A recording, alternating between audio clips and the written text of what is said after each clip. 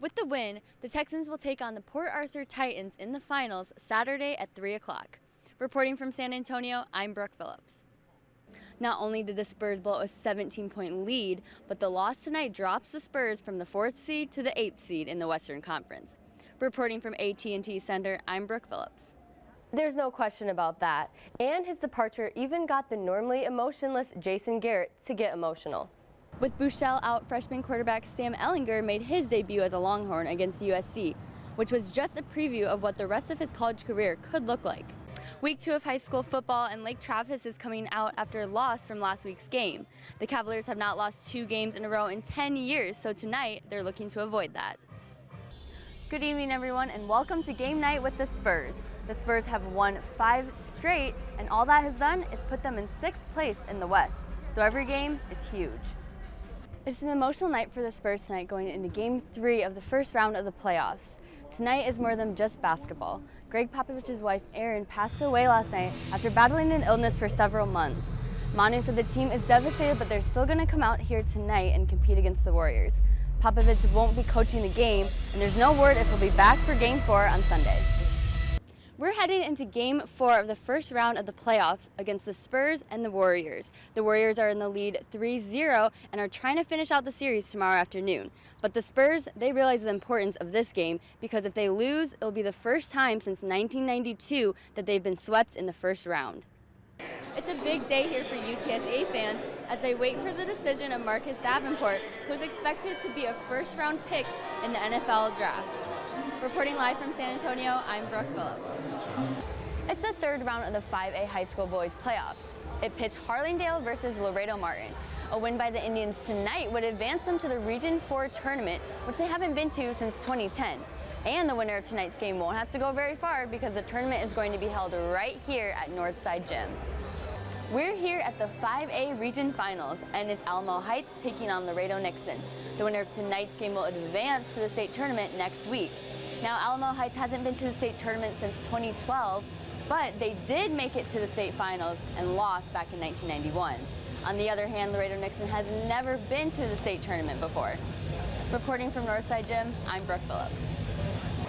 Game 2 pits Alamo Heights versus Harlandale. The winner of tonight's game will move on to play Laredo Nixon in the region finals tomorrow afternoon.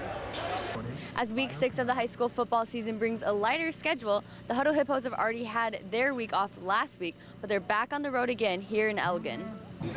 You're right, Hannah. The playoffs are out of the picture for both teams, but the winner of tonight's game will get their first district win of the season. Back to you, Hannah. After tonight's win against Colleen Shoemaker, Cedar Ridge will advance to the 2nd round of the playoffs. The Raiders are looking to move farther this year after being eliminated in the 2nd round last year. Brooke Phillips, Fox 7 Sports. Tonight at Gupton Stadium, Hutto and Cedar Park, both state-ranked teams are competing against each other to become the district champs. The undefeated Hutto Hippos are close to being ranked 10th in the state as they are currently ranked 11th. Tonight, the Hippos look to avoid a major upset against the Eastview Patriots. It was a dream season for the Alamo Heights Mules as they were picked to finish 3rd in their district at the beginning of the season. Their Cinderella story came to an end as they uncharacteristically played poorly on both ends of the court. Here at halftime with Steele, leading Brandeis 38-29. We spoke with Brandeis coach Mark Gardner, and he said that the key to the second half for his team is to play better defensively and rebounding the ball. We'll see how the team will react with their emotions tonight, including assistant coach Edere Messina, who will be filling in for Coach Popovich. Reporting from the AT&T Center, I'm Brooke Phillips. In the 60s, Bob Lilly became Mr. Cowboy. In the 70s, Roger Staubach was captain of America's team. When it comes to performance in class on and off the field, there are few in that class, but Jason Witten qualifies. And again, it's the Spurs and the Wizards here tonight, and it's a game that the Spurs really got to have. Reporting from the AT&T Center, Brooke Phillips, News 4 San Antonio.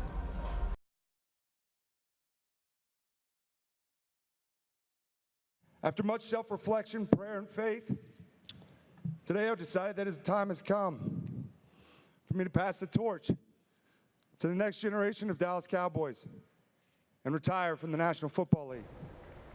We all knew it was coming, but that didn't make it easier for the Cowboys or their fans. In the 60s, Bob Lilly became Mr. Cowboy. In the 70s, Roger Staubach was captain of America's team. When it comes to performance in class on and off the field, there are few in that class, but Jason Witten qualifies.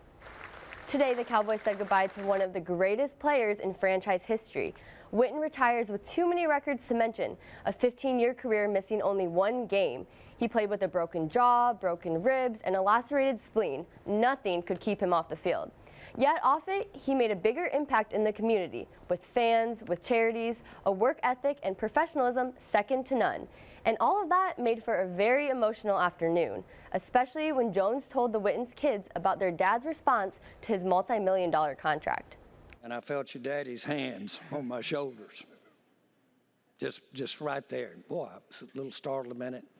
And he turned around and he looked down at me and he said, "Mr. Jones, what you've done here for my family," he said, "I will never let you down. I will never let you down."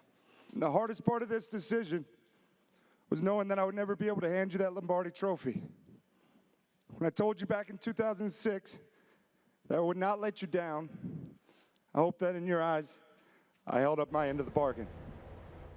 There's no question about that, and his departure even got the normally emotionless Jason Garrett to get emotional. Make no mistake about it, Jason Witten is the standard. He's the standard. He's the standard as a person and as a football player. He's what we want every Dallas Cowboy football player to be as a person, as a player, on and off the field for the end of time. These may stand till the end of time. His 12,000 yards, first in Cowboys history. His 1,100 catches, fourth in NFL history. He went to 11 Pro Bowls, played in 239 games, 235 in a row, and missed just one. High school baseball playoffs tonight, Austin Westlake taking on Churchill in one of the many games. Hudson Head hits one to right, and Andy De Leon comes home to score the Chargers' first run. Chargers go on to win 6-5. And finally, play of the day from the Astros' Carlos Correa. The Stros fell to the Yankees, but this was worth the price of admission. Correa showing why he was the #1 pick in the draft. The range, the arm, just an impossible out. But the Yankees win today 6-5. We'll be right back. A shoulder injury left him sitting out for 2 games. But Texas quarterback Shane Buechele is back on the field preparing for Iowa State. I've been pleased with our first 2 practices of this week. I like where he's at. I asked Shane towards the end of practice how he was feeling. Said, "Coach, I feel good." So we'll continue to monitor his progress. With Buechele out, freshman quarterback Sam Ehlinger made his debut as a Longhorn against USC, which was just a preview of what the rest of his college career could look like. Day to throw the ball up the sideline. I was extremely proud of Sam being put on like the biggest stage, or one of the biggest stages, and he just gets thrown in the fire like that, and he competed each and every play. He played really hard. He did a lot of good things. He kept plays alive. He made some really big throws for us. And guys went up and made some really big plays. As Ehlinger will hand the ball back over to Buechele for the next game. Whenever Ehlinger steps back on the field again, he'll never be short of guidance. One of the best things I've seen from Shane in the 9 months I've been here was how hard he coached Sam Ehlinger in the USC game. During the game, he was always by his side, came off the field, he was on the headset. He was Coach Buechele. Brooke Phillips, Fox 7 Sports. For the first time in 14 years, the San Marcos Rattlers became the Class 6A District 14 champs. That's pretty great. Not only, the team, we work hard every day. We come to practice. We're always getting after it. But it's also great for the community. It's been a steady climb to this point for the 9-1 Rattlers, considering in 2012 when they went 1-9 under Coach Mark Soto's first year. You look at the record and you say, how in the world? That they're athletic, they're well coached, they get after it. That's the thing about that district. They're very competitive there. So when they get to the playoffs, they're ready for the playoffs. The Rattlers will now head into the first round of playoffs, looking to compete against the Round Rock Westwood Warriors. For sure, this group is ready. They've seen how winning is done, and they've shown that they can handle it, and we've seen how, we hate losing. So just like everybody, but I think we have a lot of will. We're not the biggest guys, but we will play fast, and that's our goal going into the playoffs. No matter how far San Marcos will get in the playoffs, the work they did to get there won't be forgotten. The whole town knows too now that we haven't won a district championship in a while. So just knowing that we're going back to that how we used to be, and how we used to play, just that tradition. It just drives us. Good. Sprint girl, there you go. Way to wait on it. Brooke Phillips, Fox 7 Sports. There you go, right there. After finishing with an 11-22 record last year, the Texas men's basketball team is looking to make its rebound this season. We expect to take a very, very big jump this year. We expect to be highly competitive in the Big 12. It's a great conference. It's as competitive as a conference as there is. In preparation for the upcoming season, the Longhorns are choosing not to look back, but rather forward. Coming off of last year, we certainly don't want to dwell on it, but we want to learn a lot from it. The Longhorns gave us a preview of their new team during their Australia summer tour, along with their scrimmage game. And freshman Mohamed Bamba will be one of the key players to watch. Mo is a unique player, and he has the ability to impact a team in some very, very powerful ways. And he also has the ability to impact people watching the game in powerful ways. Whether Coach Smart is looking at one specific player or the team as a whole, he hopes that each member of his team will strive for unity and fully embrace being a Longhorn.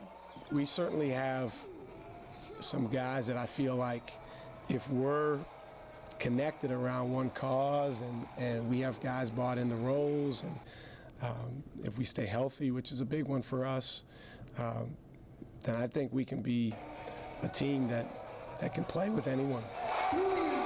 Brooke Phillips, Fox 7 Sports.